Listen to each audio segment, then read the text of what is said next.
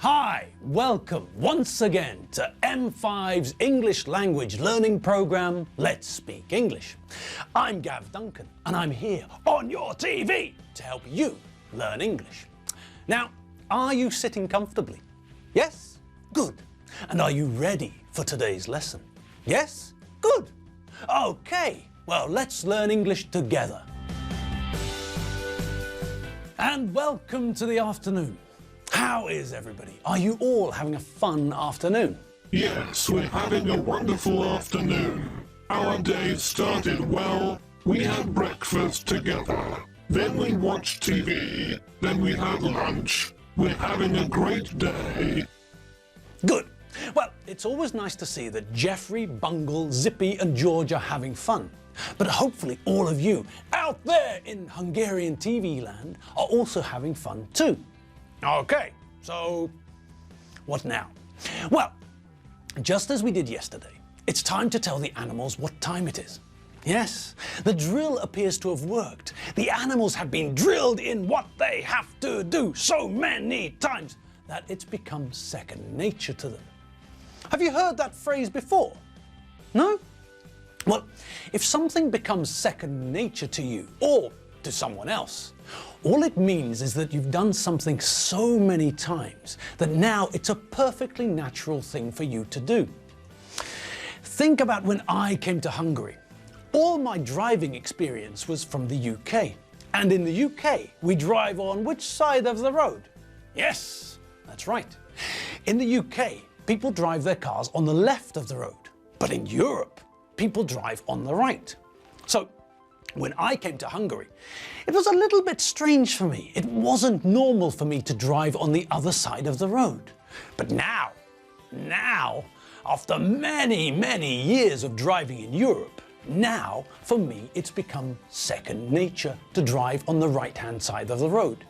It's become completely natural, something that I do without thinking. And the same is true of the animals. We've drilled them so many times in what they have to do that it's become second nature to them. So now we don't have to tell them what to do. Now all we have to do is give them the signal. Animals, assemble! It's time for the afternoon's English lesson.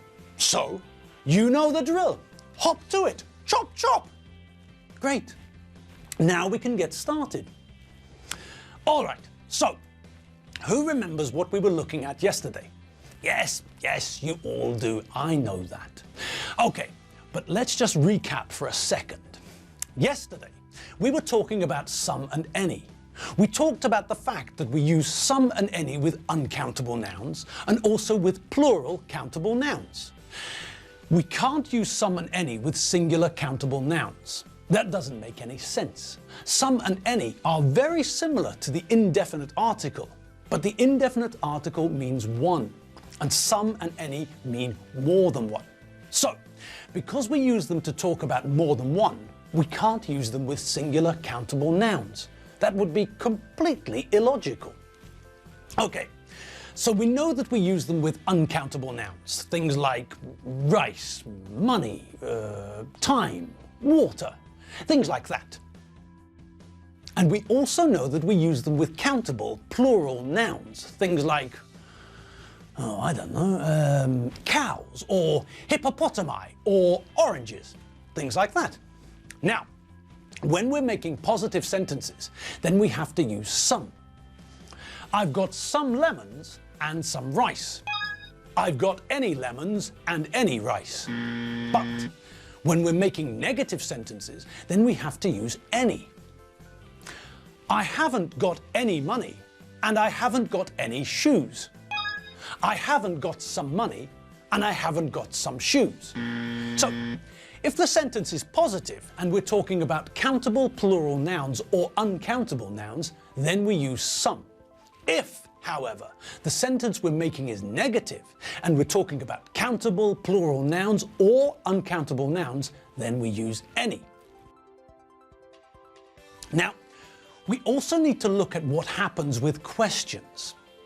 We know what happens with positive statements. We use some in positive sentences when we're talking about plural, countable nouns, or when we're talking about uncountable nouns. We also know what happens with negative sentences. We use any in negative sentences when we're talking about plural, countable nouns, or uncountable nouns. Now, what about questions? Well, in most questions we use any. I've got some money. He hasn't got any money.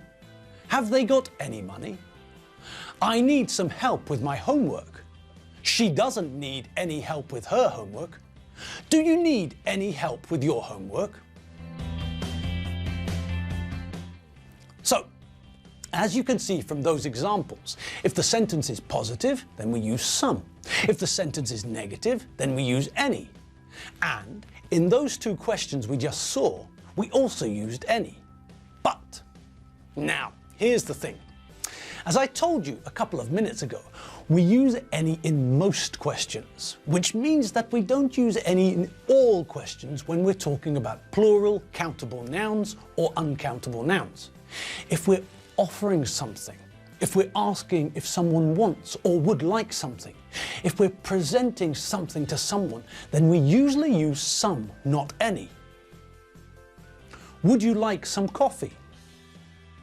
Would you like any coffee?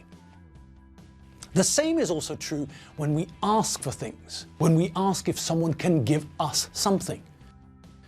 Can I have some tomato soup? Can I have any tomato soup? Now, okay, some of you are probably thinking, yeah, but what about the question, do you want any beer? Well, in that question, we're using any because it's a normal question. It's not really the same sort of question when we're offering or presenting something to someone. If we're standing with a tray of drinks and we ask someone, would you like some beer? Then in this case, we're offering something, a drink, some beer from the tray we're holding. In the second question, it's more an idea of, I'm going to the supermarket, is there anything that you need? So it's a standard question, so we use any. This means that when we see the question, do you want any beer? We know that the situation is different to someone offering us a drink. It's more the situation that someone is asking if we want them to buy something for us at the supermarket. If the question is, do you want some beer? Then they're offering us a drink. Okay, so on we go. Let's try a few of those, shall we? Have a look at the following exercise and see if you can decide which word we should use, some or any. As usual, we'll do the first one together, okay? Alfredo bought cheese at the supermarket, but he didn't buy water. Okay, so what do you think? Well, let's have a look at the first part of the sentence. Is that part positive or negative? Well, it's the verb to buy in the past simple, but I can't see not, can you? No. So that tells us that this part of the sentence is positive. Okay, so positive.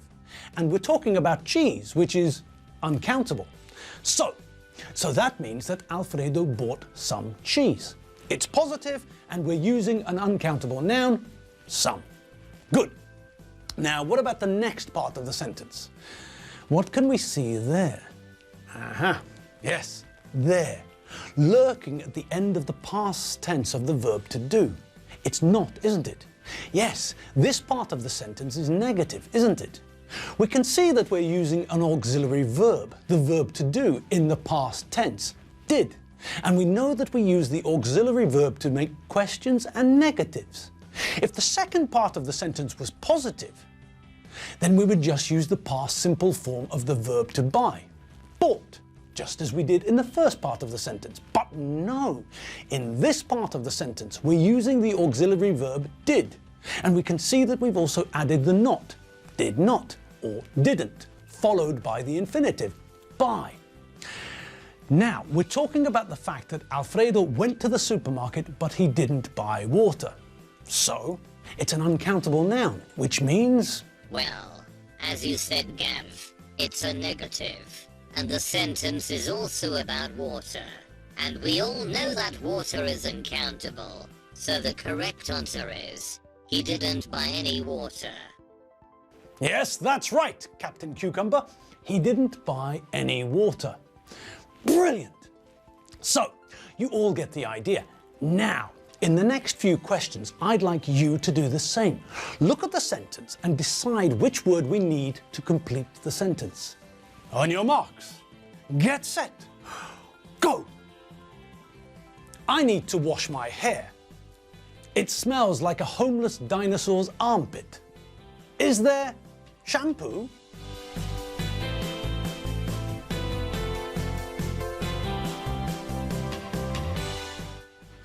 Loretta was on holiday for 2 weeks. When she got back to work, there were lots of email messages for her waiting on her computer. This evening, she's going to write emails.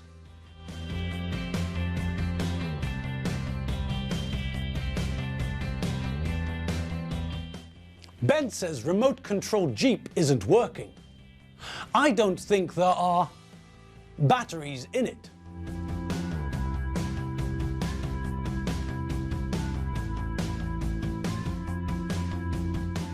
Master Ken can beat the whole world on his own. He doesn't need help.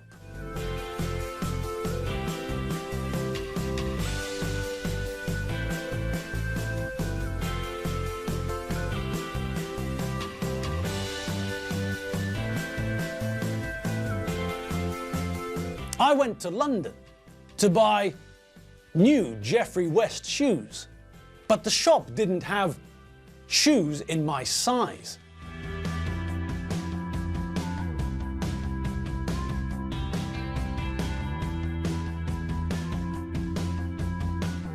My memory card's full, so I can't take more photos.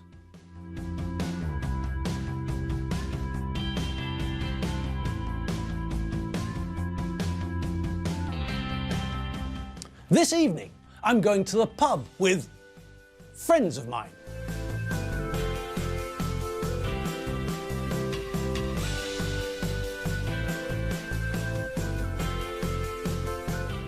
When we were in London, we visited 3 very interesting museums and very boring museums.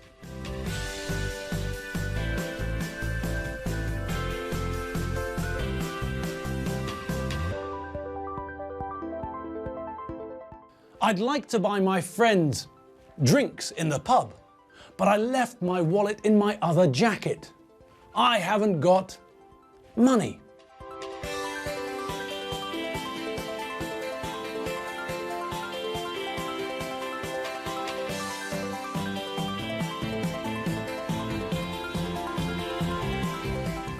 All right, fantastic.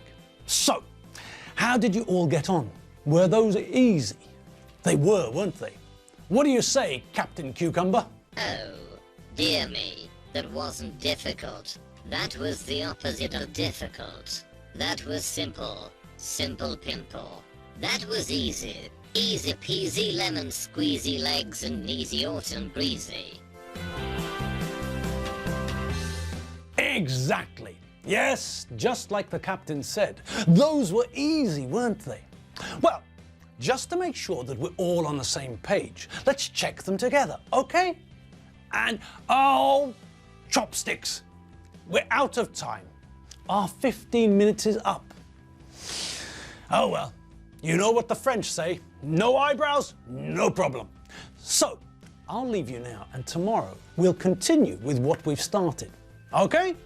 Okay, now, have a great afternoon and a fab evening. And if you need some more English, pop over to www.m5tv.hu. That's where you'll find our old lessons and the vocabulary that we've seen so far. I'm Gav Duncan, and I've still got my eyebrows. See you tomorrow. See you later. Bye.